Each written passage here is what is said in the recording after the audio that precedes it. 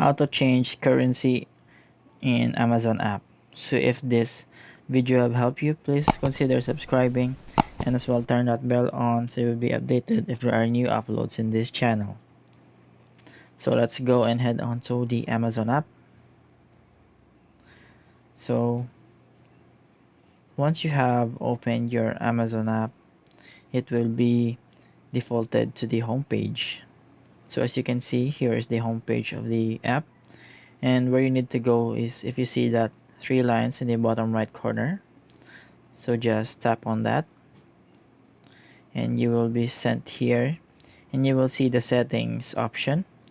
So tap on the settings option where you can see the flag as well, and then after that you go to country and language.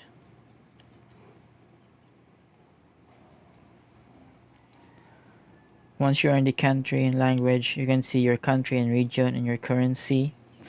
Just tap on your currency to change it, and after tapping you would see there are a lot of options where you can choose the currency that you want to change to.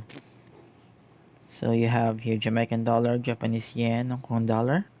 I hope this helps. Thank you for watching.